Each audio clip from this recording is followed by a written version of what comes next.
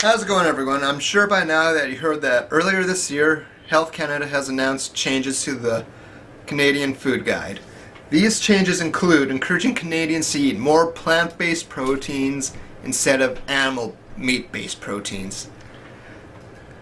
In the document, which was written, it states what is needed is a shift towards high proportion of plant-based foods without necessarily exchanging animal foods altogether. Animal foods such as eggs, fish and other seafood, poultry, lean red meats such as game meats, low-fat milk and yogurt, as well as cheese, lower in sodium and fat nutrients can be considered as everyday foods. I'm not sure about you, but this seems like a pretty hardcore vegan attack on the meat industry.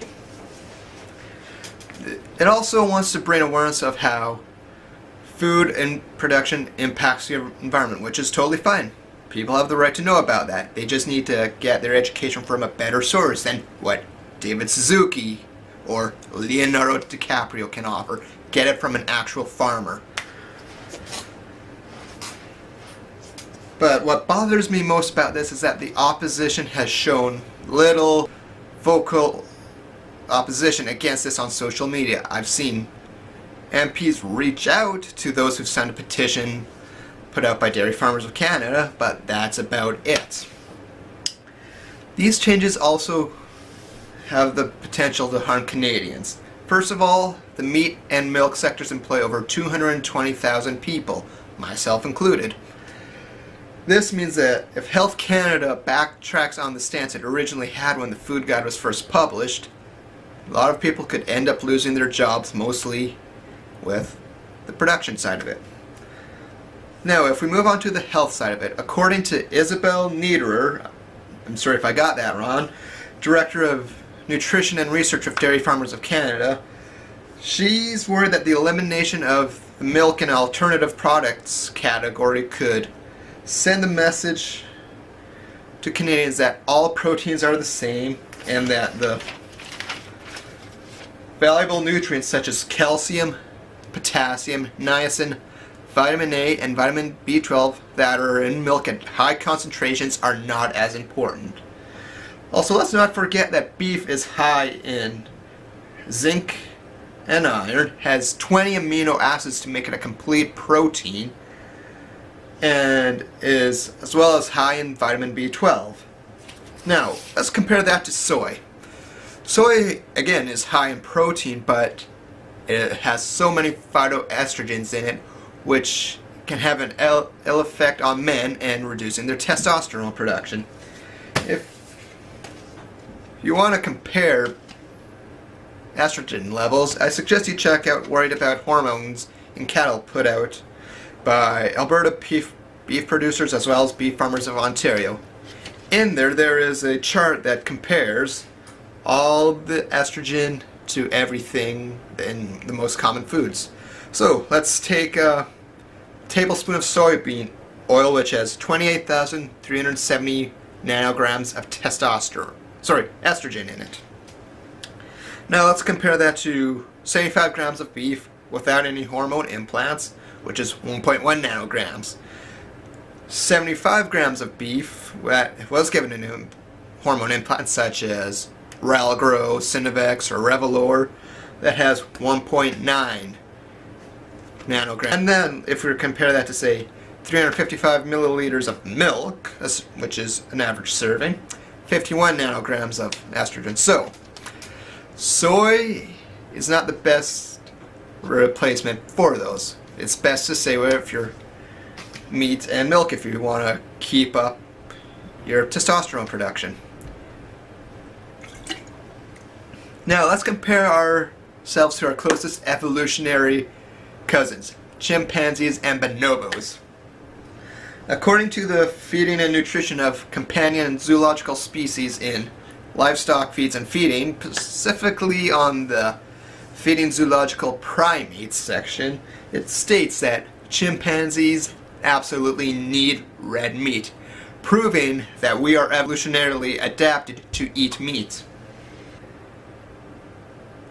So, moving on, These revised changes are also warning Canadians against the amount of saturated fats, which is fine. There's some misconceptions around saturated fats.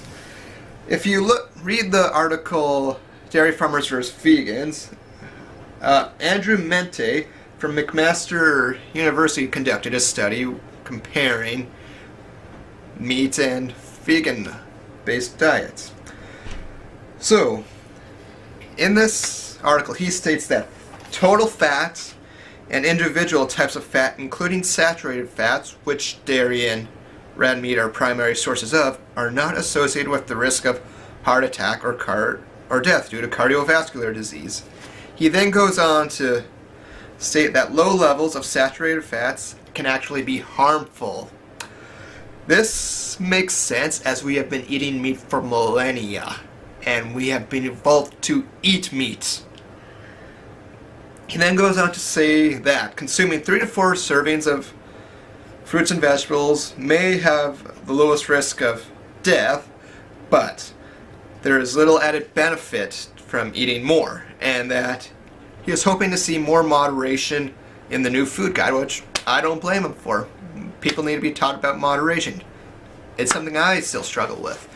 Hell, even my first year of college, I probably gained about 30 to 50 pounds because I ate burgers and deep fried everything every day. The only vegetables I got were the veggies on my burgers. So moving on. There's been some new research showing up, primarily done in, where was it? Deakin University in Melbourne, Australia. It has shown that in a study of 1,000 women, that women who eat less than the recommended amount of red meat are twice as likely to develop a depressive or anxiety disorder. Another study in the Journal of Affective Disorders showed that, done on 10,000 Britons, showed that vegans and vegetarians were twice as likely to suffer from depression as well. The researchers in the study warns that a meatless diet often has a lack of vitamin B12, which is often linked to mental health. So, if Trudeau wants Canadians to be happy, let them eat meat.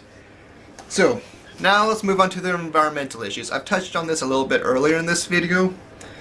So, since the Canadian Food Guide is being revised under a Trudeau Liberal government, it's probably safe to assume that the whole cows are evil and killing the planet way of thinking is being used with this environmental awareness.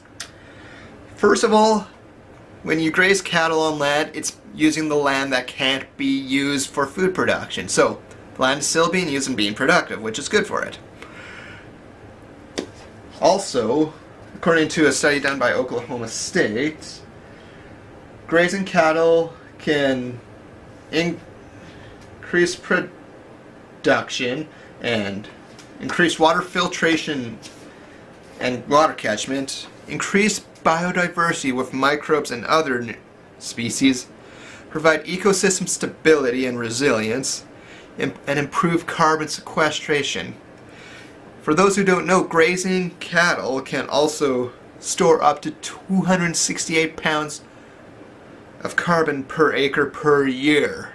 Keep that in the ground. That's not getting up into the air. And plus, you're probably going to think, but what about all the methane cattle produce? Methane production by cattle is very small compared to what we humans produce with our vehicles, ourselves. So, humans are doing more damage to the planet than cattle are.